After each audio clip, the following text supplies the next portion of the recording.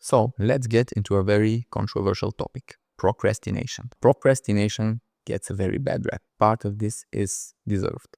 Procrastination in life is a very bad thing. If you need to talk to someone because your relationship is strained or because you haven't talked in a long time but you really care about this person, you shouldn't delay this. You should just call them, write them, talk to them. So procrastination in life, especially in the relationships with people, procrastination in communication is no doubt bad. But procrastination about a project that you're not working with other people but yourself, or you're working with other people but they're also procrastinating and not being motivated, and that's a slightly different story. Procrastination is nothing more than your inner being, your current identity, sending you a signal: I don't want to do this. I so badly don't want to do this that I will do anything but this. So I will clean my room, I will do stuff that I would not do otherwise, but I would not do my fucking dissertation or whatever it is. It's just so boring, it's so big, I don't have any real interest in it, and I just don't want to do it. If you really, you want to do it, you'll stay day and night, try to do it in all possible ways, and partial failures will only motivate you more. If people are telling you that this is the wrong thing, it will only motivate you more. So nothing will stop you. If you ever wonder if you really want to do something, if you wonder, you don't want to do it. If you get to, I wonder if I want to do this or that, then you don't want to do it. It may be good for you, to finish your studies or go through a tough moment, and or do something that brings you discomfort or pain, but it's good for you, like going to the dentist. It may be good for you, but you should not really fool yourself that you want to write your dissertation if you don't really want to write your dissertation. You should really take the decisions on a game of life, like consequences framework, but not feel a failure because you don't want to do something. You are not in control of what you want to do. So you should never feel guilty or bad in any way about not wanting to do something. Not wanting to do something is natural. It's your brain's way of telling you, I don't feel this shit is important for your survival, for passing your genes, for anything that would help these things happening. If your brain tells you your dissertation is not important and you don't want to do it, then it's not important and you don't want to do it. If the real world tells you that it's important, you have to balance and see which is more important. Like you may not want to go to the dentist, but the world is telling you that you have to go to the dentist and you should go to the dentist. But with the dissertation, it's unclear whether you should actually do it. Like, because you should compare doing the dissertation versus doing a million of different things that you can do instead of the dissertation. And is the dissertation the best option among millions? Hardly. So in this case, you should really take procrastination as the valuable signal that it is. We all know deep inside when we should really do something. Like, we all know that we should go to the dentist if we delay too much. But for the procrastination regarding the dissertation, deep down you know that you can live with or without a dissertation.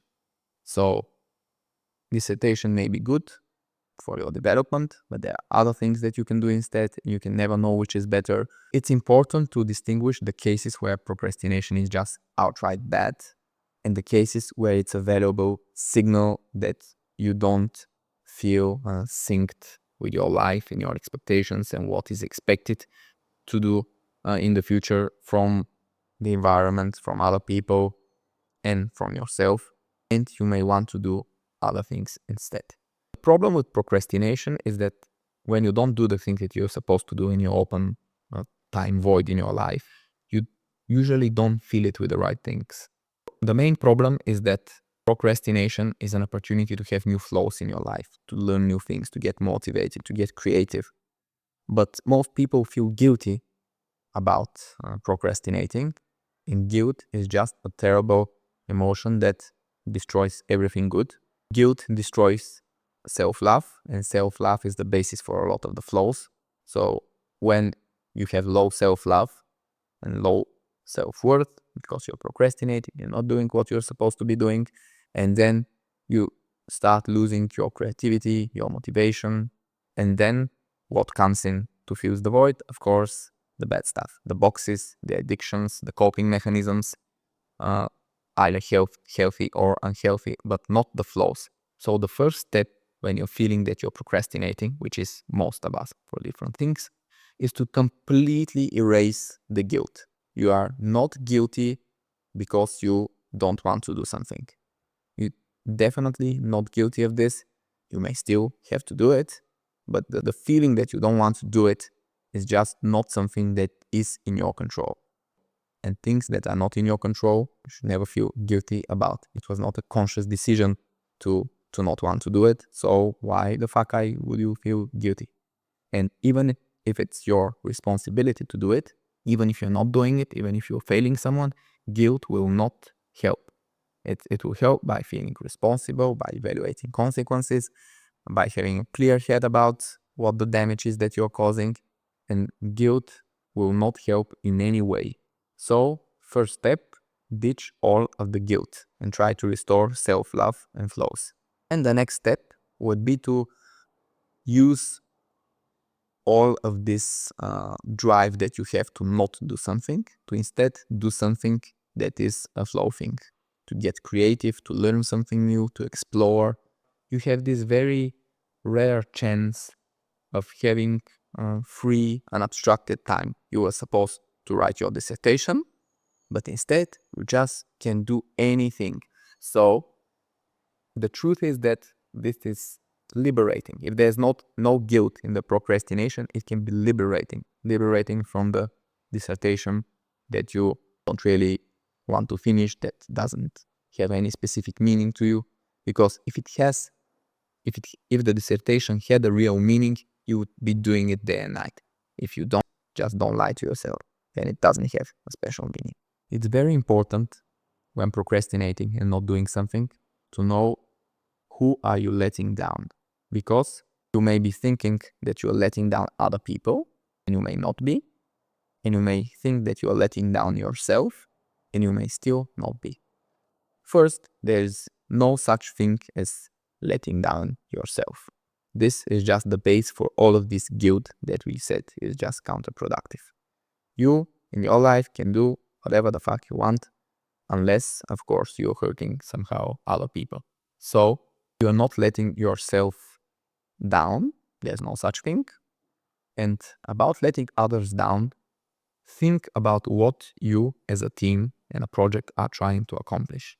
If you're working together in a shitty job where you're underpaid, overworked, and all of you are only there because you have trouble quitting, because you are very loyal, because you are very moral, then you are doing a disservice by doing what the others are doing in this situation. I have seen many situations where there's a company that really doesn't treat its employees fairly. They're underpaying them, they're asking too much, not enough appreciation, too much work, not enough money. And that, let's say it's a team of 5 people. And all of them, they are selected to be there by natural selection, which drives everything. So Darwinistic forces ensured that only very loyal and moral people, overly moral people, work there. Why? Because everyone else just points the middle finger to the boss and quits. So in the end, only the super loyal people are left, the people who don't want to quit, the people who don't want to abandon their colleagues. The people who know that if they leave the team of 5, the work will be redistributed among their colleagues of 4 who are great people, and they don't want to cause them to be even more overworked, even more stressed. So what happens is no one leaves. In this situation, you should just all leave. And all of you leaving starts by the first person leaving. Or of course you can talk and leave. All of you can leave together. But people who are overly moral are not really good at like plotting a total collective leave. So this will probably not happen. What should happen is that the most sensible person, even if they're very moral, should just leave first and then tell the others, what the fuck are you still doing here? You should also leave. And in this case, it becomes that actually the destruction of the project, including by procrastinating, is actually beneficial to the group. And there are many such cases in life where people are not doing things where they are appreciated enough. They're not doing a job that's appreciated enough, or they may be doing a totally meaningless project in school, in university, that has zero value to or to humanity, and they're just doing it for the grades. And in this case, it's just better to procrastinate, fail the project, and get to the right thought of just leaving this university completely. So every big let go starts with smaller let goes. So you should just get into the mood of letting go. It's very hard to just completely let go of something if you are meticulously doing everything to the last detail until the day before. And because there are a lot of situations where you should let go in your life of things, that you should let go of bad jobs, where you should let go of meaningless education. Well, the easiest action is the inaction. So the easiest possible step is procrastinating. You feel that your university is meaningless. Well, the easiest possible step to the hard decision of letting go and quitting is just to stop studying for exams, because this is an act of nothing. You're doing nothing. Nothing is needed to not study, is an effort. To not study is zero effort. So these are the places where procrastination really becomes valuable, because if you live by the principle of never procrastinating and always doing what is asked of you from the environment, from the systems around you, you will not be able to make this step. And you may lose years of your life in an education that you don't care anything about. And you deep down, you know you want to quit, you just don't know how. Well, here's how. Start by procrastinating. Start by doing nothing. It's a natural instinct to do nothing when you don't value what you should be doing. So you use your natural instinct on your side. So there's this case where procrastination is good. I have had such cases in my university that I happily quit in the middle of the third year. And I have also seen teams where being too diligent at work makes all the team stay and suffer, while you should literally just sabotage everything. So everyone should quit. And in these cases, again, if you're super moral and just don't want to actually sabotage shit, the moderate sabotage is doing nothing. And there are cases where this is absolutely the right decision for you and the team. And you should be aware of all of these nuances, about all of these consequences. And how can you become aware? When you erase the guilt. While you have guilt, everything will be just so skewed, so biased, that you will not be able to see the picture clearly. So erase the guilt, see why you are actually procrastinating, see the consequences, and make a decision. And an often good decision is keep procrastinating, but do something healthy with your life, with the time that you spared by not doing anything. It's very important that even if your urge will be to have coping mechanisms, like play video games or social media or stuff like this, you should instead focus on erasing the guilt. Then you will not be so attracted to the coping mechanisms, and instead you can meet people, be creative, do motivational stuff, go into nature, and do all of these very healthy flows instead of the thing that you don't really want to do. It's very important in this journey of, let's say, positive procrastination to not only not feel guilt, but also don't let others induce guilt or shame in you for not doing what you're supposed to be doing. Not your friends, not your parents, no peers should be able to induce guilt or shame into you. If they do it, they are not on your side, and you need to distance yourself, because it's extremely unhealthy behavior to tell someone anything that would induce guilt or shame when it's about a fucking dissertation. We're not talking about people being murdered here. We're talking about a dissertation. So in most cases where people procrastinate, it's absolutely, well, morally irrelevant what they do. Do your dissertation or don't do it, whatever. It doesn't matter. Procrastination is a very rare case where you can put the two of your brain hemispheres to work together in unity, while not yourself being like your perfect self. So you're not in some great flow where you're focused but also creative, and you're not in your best state when you're procrastinating. Obviously you're not motivated, but you can do a unity between your two halves of the brain, because one half, the right part, wants to do something creative, something motivating, wants to search for it, and thus wants to procrastinate. But the other half, you know what its kingdom is? Excuses. The left part of your brain is best at generating excuses. Now, usually excuses are really harmful, and I like the saying "fuck your excuses" because that's really what you should usually do with them. But in this case, you really can use your excuses. So if you want to not feel guilty about not doing what's expected of you, you have two paths: either ultimate self-love, which most people don't have, or very good excuses. So in this case, you can really harness the power of generating excuses of your left brain hemisphere, and you can point the excuse generating in the same direction as the search for creativity, flow, and all of this. Because procrastinating is about usually not doing something boxy, and excuses are a box solution to a box problem, and that's fine. So otherwise you would have the two hemispheres of your brain constantly fighting a box versus flow battle about what's right with you. And of course the flows in the current age are more important, but why not have everything on the same side? You can really let the excuse generation flow develop if the end result is you doing something flow, something good. So if you're truly abandoning your dissertation because you don't feel like it, and that's a perfectly good reason to do it, that you want to do something that you feel like it, something that brings you meaning, that brings you flows, well, your boxy part of the brain may need an excuse such as, well, people with dissertations are not so much more likely to get a better job, or some shit like this. It may be true or not, it doesn't matter.